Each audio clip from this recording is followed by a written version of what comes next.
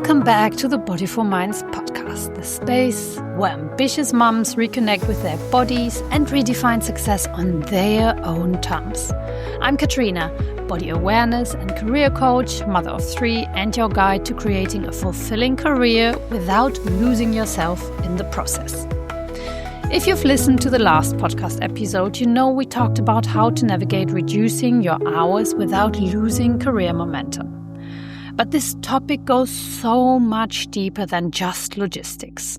Full-time, part-time, staying home, these are not just career decisions. They're emotional, social, and often deeply personal. So today, let's take a breath and untangle what's really behind this conversation, beyond the guilt, the judgment, and the labels. For many of us, the decision isn't just about work. It's about identity, security, and love. Have you ever thought, oh, she's working part-time. What a privilege. Or, wow, what an ambitious mum working such long hours. That wouldn't be for me. She must barely see her kids. Or maybe you've even thought, I couldn't stay at home with my kids. It just wouldn't stimulate me enough mentally. But is working less a privilege or a necessity? Is working more ambition or survival? The truth is, it can be both. It depends on where you are in your life, your partner's income, if he or she's in the picture, the cost and quality of childcare, and what your family needs most right now. But here's the tricky part. When we only see pieces of someone else's life, it's easy to judge, whether we call it privilege or ambition. And sometimes that judgment gives us a false sense of certainty. We think, she's doing it wrong, I must be doing it right. Deep down, we all want to feel like we're getting it right, because our kids are just too important to fail, right?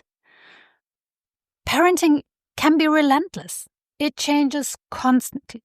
Just when you think you have something figured out, it changes again, or something else shifts and you have another puzzle to solve.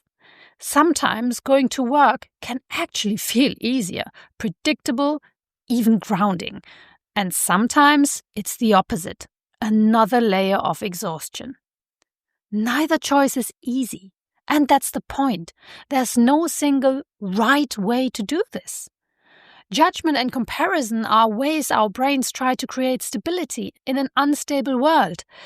Certainty when we feel all but. We want to feel in control. But here's the secret. Control and comparison aren't the answer. Connection is. Connection to your loved ones, especially your kids. Connection to your values as well as to the reality you live in. And most of all, connection to yourself. And body awareness can help you with that connection to yourself. So how do you decide what's right for you? First, get clear on the facts, both the financial and emotional ones. Then tune into your body. What happens inside when you imagine each option? Do you feel a sense of expansion or a tightening in your chest? Your body often knows before your mind does. And if tuning into your body is new to you, it might just be a gut feeling you get about the different scenarios. Finally, if you have a partner, talk about it openly. Bring your realities to the table, not just income or logistics, but also energy, satisfaction, and what kind of presence you both want to have at home and at work. At Body for Minds, my goal is to help you come back to that grounded place where you can hear yourself again, beneath all the noise. Because there's no universal answer to whether you should work full-time or part-time or stay at home. There's only the version that allows you to feel most you, fulfilled, connected, and present in your life within your own personal context and the constraints this brings along. So, Mama, if you've been torn between what's right or wrong, remember this. The only person who can define the right balance for your family is you. This can feel like a burden and a gift at the same time. I know, it's a lot. There's no rush, and you can always pivot again. Life is often if not always, trial and error for all of us.